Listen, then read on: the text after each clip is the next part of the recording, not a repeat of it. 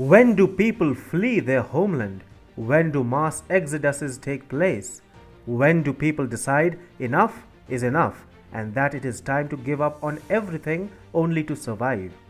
When their life is under threat, when such people are being hunted down, when their wealth is being looted, when their businesses are being attacked, when their loved ones are incarcerated and tortured right before their eyes, and when there is no hope of normalcy returning to their lives.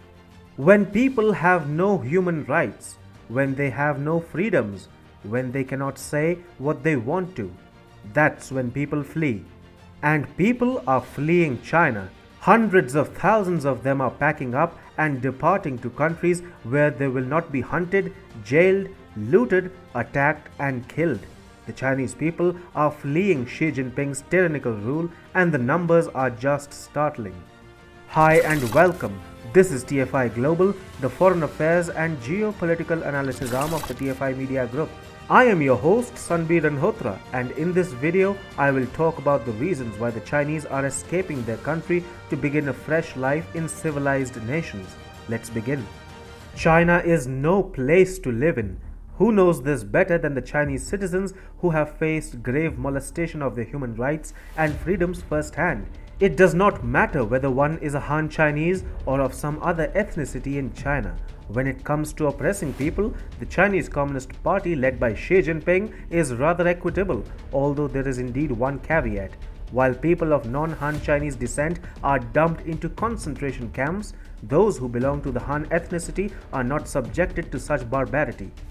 China is no stranger to mass exoduses. During the Cultural Revolution of the 1960s under Mao Zedong, thousands of Chinese people fled their country to restart lives in free and democratic countries where they could see a semblance to human civilization. Now, under Xi Jinping's totalitarian rule in China, the number of Chinese citizens seeking asylum in democratic and free countries is rising by leaps and bounds. According to data from the UN High Commissioner for Refugees, between 2012 and 2020, the annual number of asylum seekers from China rose from 15,362 to 107,864. Incidentally, 2012 was the year when Xi Jinping came to power in China. As per The Economist, since Xi Jinping took power, 613,000 Chinese nationals have applied for asylum in another country. About 70% of them sought asylum in America in 2020. This increase in Chinese asylum seekers comes amid a wide-ranging and all-pervasive crackdown by Xi Jinping on dissidents, critics, private businesses, entrepreneurs, and just about anybody who does not submit to the supreme will of the CCP. Contrary to popular belief of rich Chinese citizens having it easy under Xi Jinping, the reality is that the wealthy form a major chunk of people fleeing China for other countries and then applying for asylum.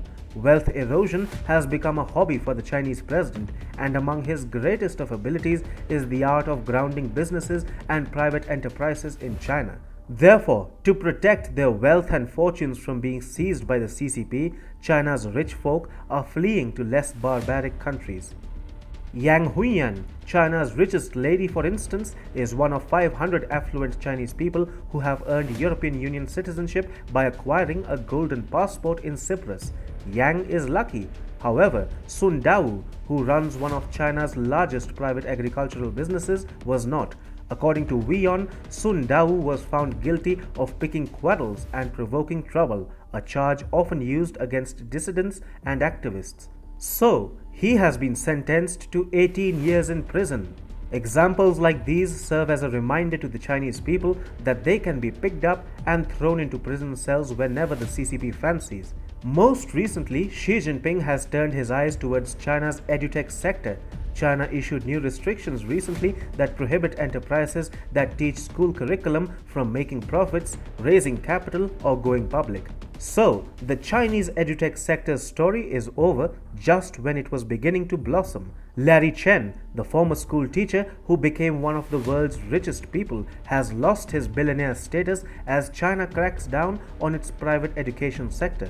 The tycoon's net worth tumbled from $16 billion to just about $230 million in a matter of 6 months, a wealth evaporation of 99%.